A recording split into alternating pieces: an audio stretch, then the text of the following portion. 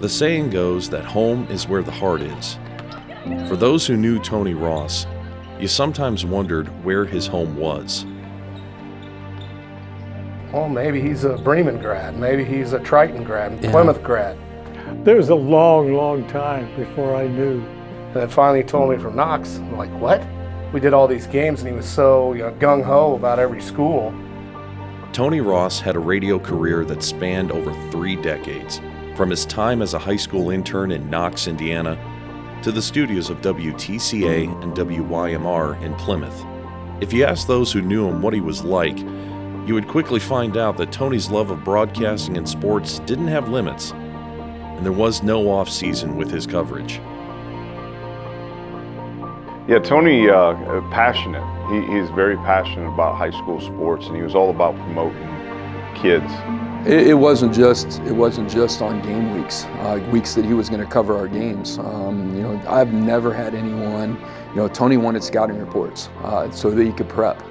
Tony wanted to be at practice to see what we were working on, so he could prep for that night's game or for that week's game. 4 games in one day. He drugged me into that a little bit of doing high school and doing some Ancilla. Yep. And I just said, I can't keep up with you. You look at his sheet that he had prepared, and this guy prepares.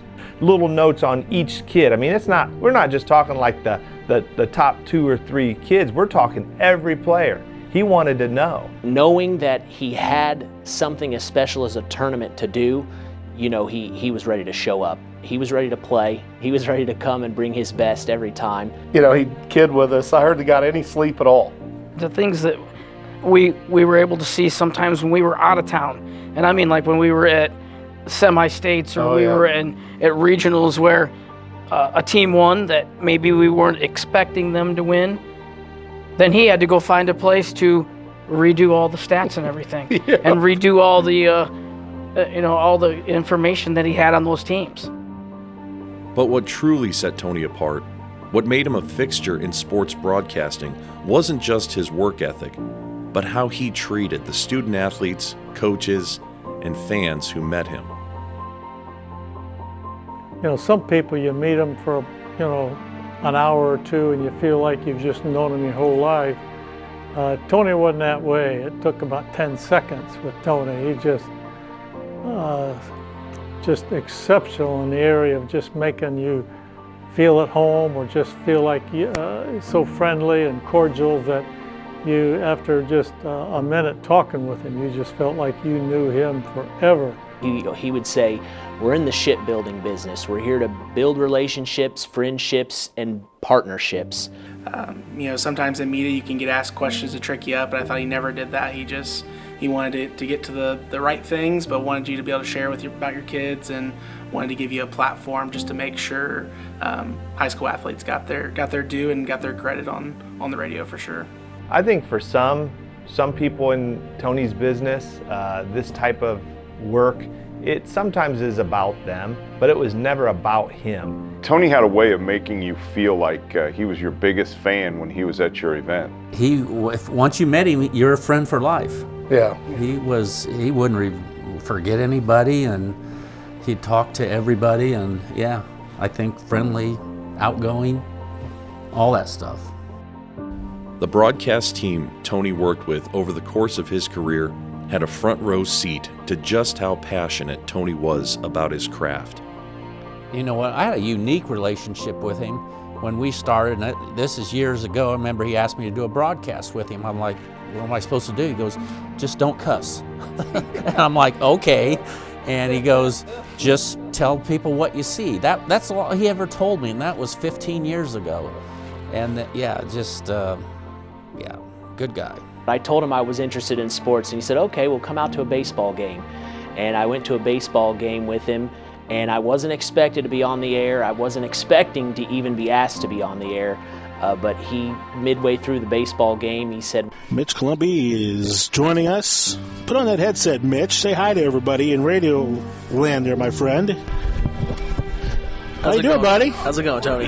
Doing all right. Now, Mitch, you have been a sports guy for what college did you go to? Vincennes University. Vincennes, and the games you did was? I did a lot of basketball. I think he did a good job of making you feel special.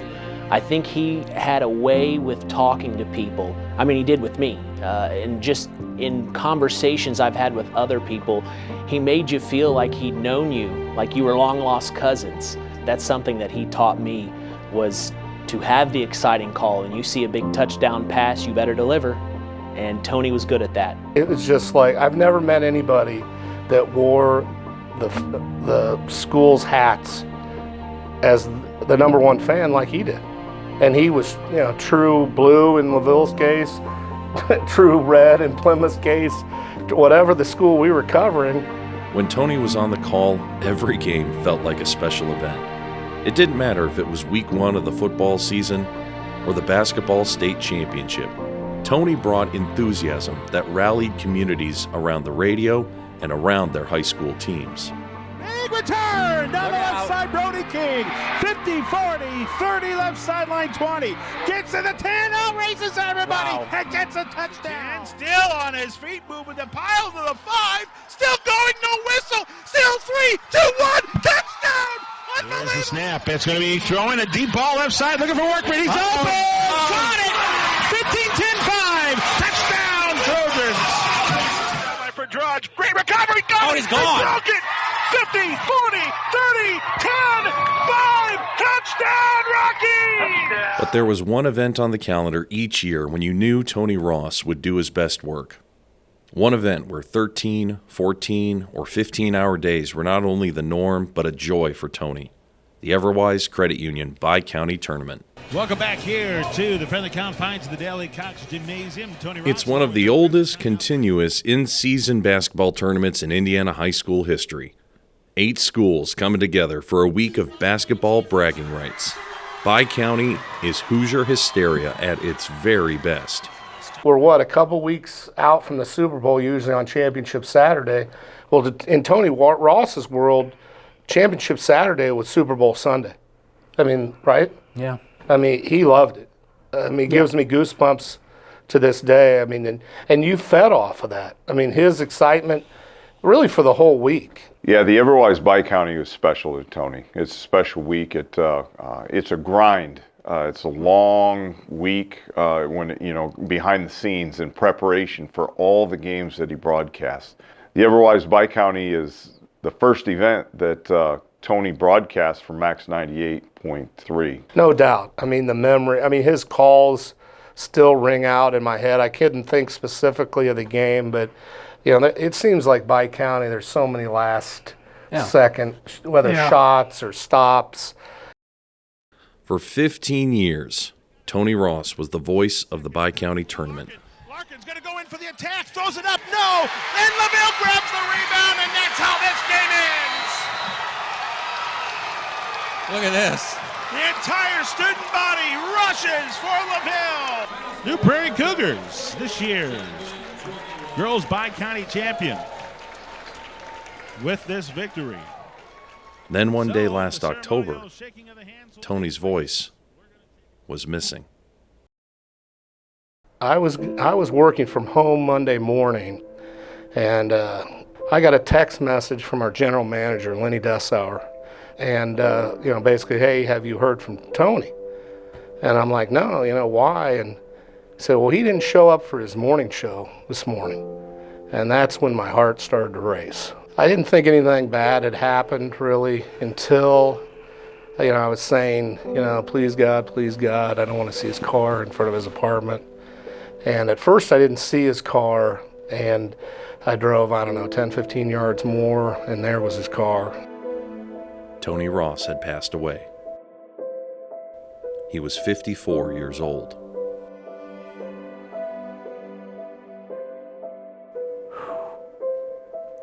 It just totally shocked me. Caught me off guard, totally. It was, really devastating. Honestly, just pure shock. Didn't want to believe it. I said I had just talked to him the other day, Yeah, I honestly, I didn't hear. I was outside busy all day, and I got back inside and checked my phone, and I had a former player that texted me and said, "Hey, Coach, is Tony okay?" Yeah, it was shock. The last time I talked to Tony was the Wednesday prior, and he was planning on broadcasting our next football game. And he texted me and called me and we talked, and that was it. Yeah, I got a call from our safety director that had just said, hey, he had just heard and wanted me to find out from someone else. And I think for me, I thought about some of our coaches, because we have a lot of coaches that are from here, either graduated from here or have been here for a little while, and even coaches that have only been here 3 or 4 years. Michaela Shamaluev for basketball, she played at Bremen. So I had she's like, I knew Tony ever since I was little.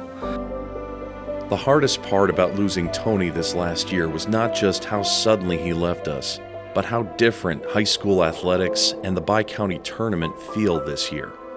Tony elevated people around him and made them feel like the most important people in the world, no matter who they were or what school colors they wore. For all the games that he called, Tony Ross brought a sense of pride, a sense of belonging, and a sense of history. I can honestly say Tony left this world a better place. He was incredibly impactful to a number of coaches, a number of players,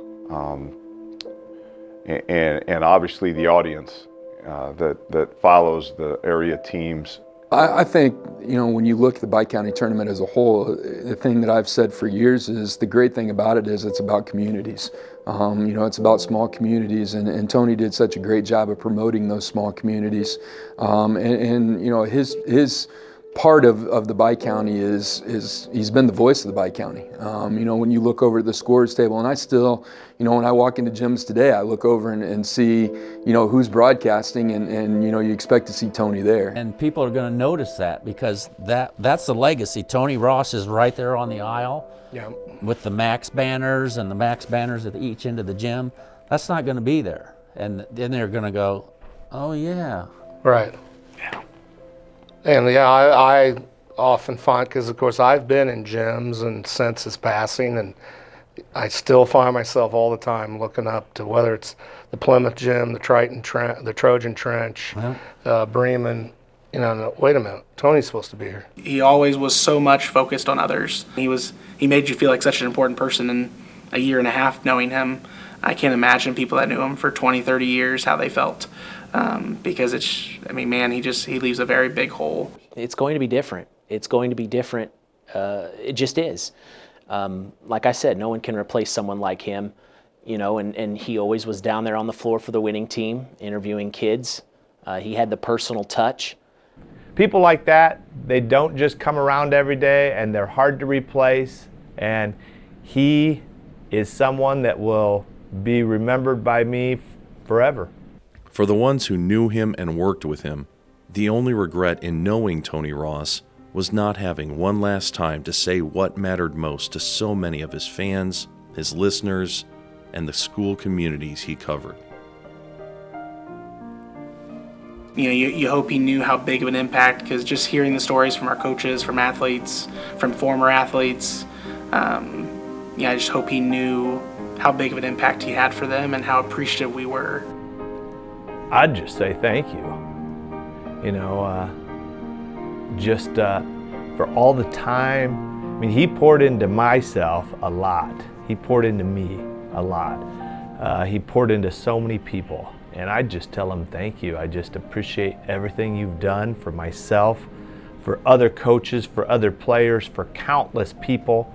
First thing is I'd have to hug him, because he always came up and hugged you. And then after that, I would just try to reinforce what I'd told him many times, is how much we appreciate what he does. Yeah, and mean it. It's not just one of those things. It's like just truly love the guy.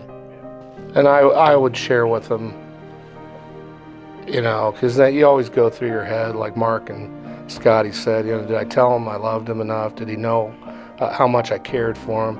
but just how much I coveted and we coveted our time with him. All the labor that you do, labor of love and sacrifices you make, are not done in vain.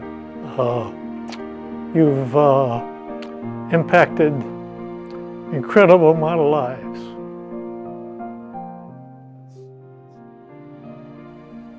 The saying goes that home is where the heart is.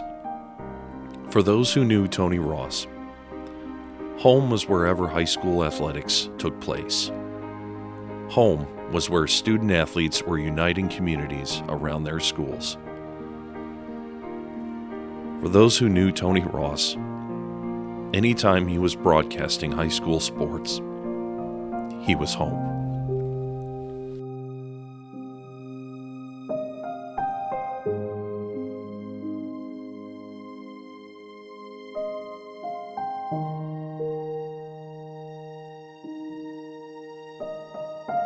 Thank you.